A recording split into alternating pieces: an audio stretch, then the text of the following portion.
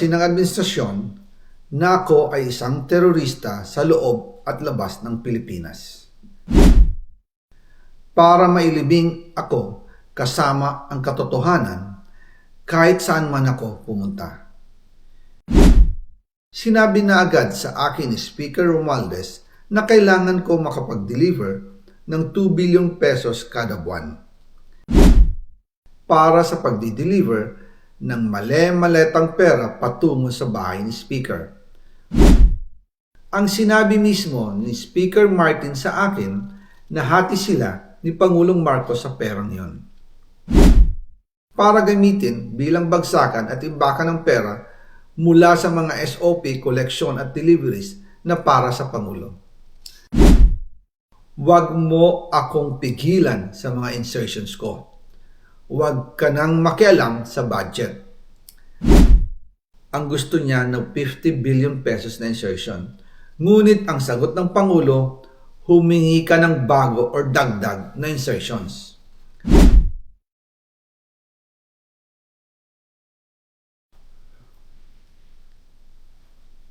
Magandang araw po sa inyong lahat. Bago ko ipagpatuloy ang aking paliwanag, nais ko munang magpasalamat sa inyo. Maraming salamat sa inyong bukas na isipan, sa inyong pasensya, at sa pagtanggap ninyo sa mga impormasyong aking ibinabahagi. Alam kong hindi madali ang mga paksang ito. Mabibigat at mahirap tanggapin. Hindi po ako makauwi dahil malaki ang banta sa buhay ko. Ngayon naman ay meron kaming natanggap na balita. Papalabasin ng administrasyon na ako ay isang terorista sa loob at labas ng Pilipinas. Para mailibing ako kasama ang katotohanan kahit saan man ako pumunta. Pero mahalagang malaman ng taong bayan ang katotohanan. Muli, taos-puso akong nagpapasalamat sa inyong pakikinig. Una po sa lahat, sinasabi ng ICI at ni Henry Alcantara na 21 billion pesos daw ang napunta sa akin. Hindi po totoo yun. Wala akong natanggap na ganyang halaga. Ang totoo, mula 2022 hanggang 2025, ang kabuuang pera na dumaan sa akin para ibigay kay Pangulong Bongbong Marcos at kay dating Speaker Martin Romualdez ay umabot sa 56 billion pesos at hiwalay pa dyan ang 100 billion pesos insertion ng Pangulo sa 2025 budget. Pati na rin ang 97 billion pesos flood control insertion na inilagay sa NEP ng 2026 national budget. Balikan natin kung paano ito nagsimula. Noong 2022, kakaupo ko pa lang bilang chairman ng House Committee on Appropriations, sinabi na agad sa akin ni Speaker Romualdez na kailangan ko makapag-deliver ng 2 billion pesos kada buwan. Makalipas ang ilang araw, tumawag sa akin si Yusek Bernardo. Sabi niya, kailangan ng tulong ng Bulacan sa problema nila sa baha. Pinapunta niya sa opisina ko sa Kongreso si DPWH District Engineer Henry Alcantara.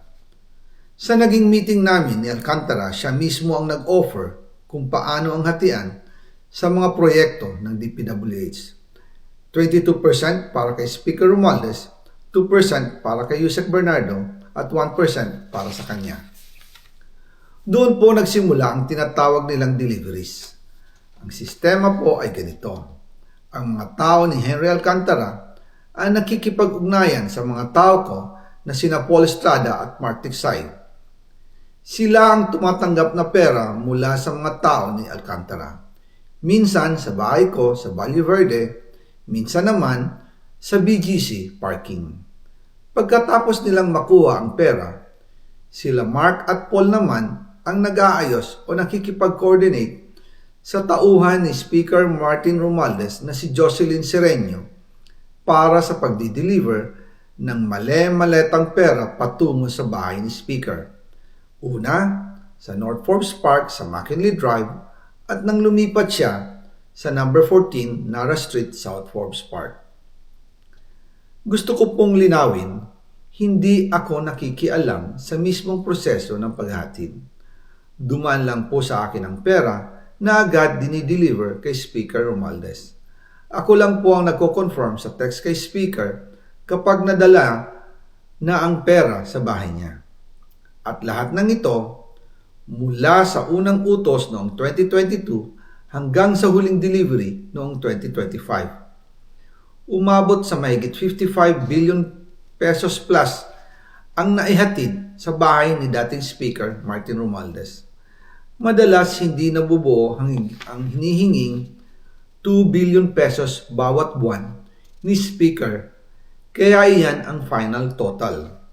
Ang sinabi mismo ni Speaker Martin sa akin na hati sila ni Pangulong Marcos sa perang yon. Ang listahan ng mga deliveries na ito, kung kailan, magkano, at saan dinala, ilalabas ko po kasabay ng video na ito. Noong November 2024, habang nasa proseso kami ng pagtatalakay ng budget, nakipag-meeting sa amin ni Speaker Martin si Yusek Jojo Cadiz. Sabi niya, masama raw ang loob ni Pangulong Marcos, wala raw siyang natatanggap na remittance. At dahil laging napapagalitan si Speaker Martin ng Pangulo mula Setyembre hanggang November, inutusan niya ako na mag-deliver ng 1 billion pesos para kay BBM.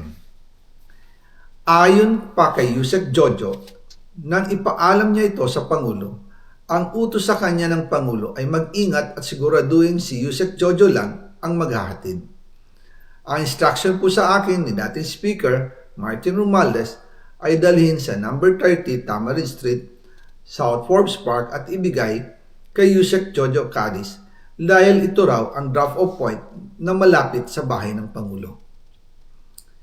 Sinabi rin po sa akin ni Speaker Martin Romualdez na si PBBM ang nag-utos sa kanya na bilhin ang bahay sa number 30 Tamarin Street para gamitin bilang bagsakan at imbakan ng pera mula sa mga SOP, koleksyon at deliveries na para sa Pangulo.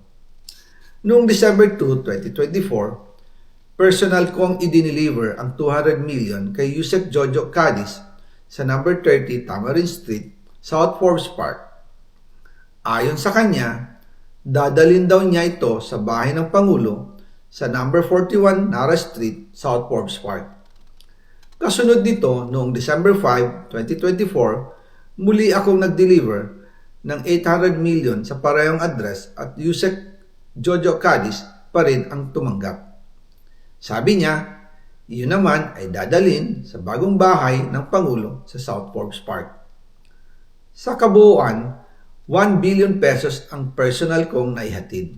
Ako mismo ang nagbigay ng pera, kasama ang aking driver at mga tauhan.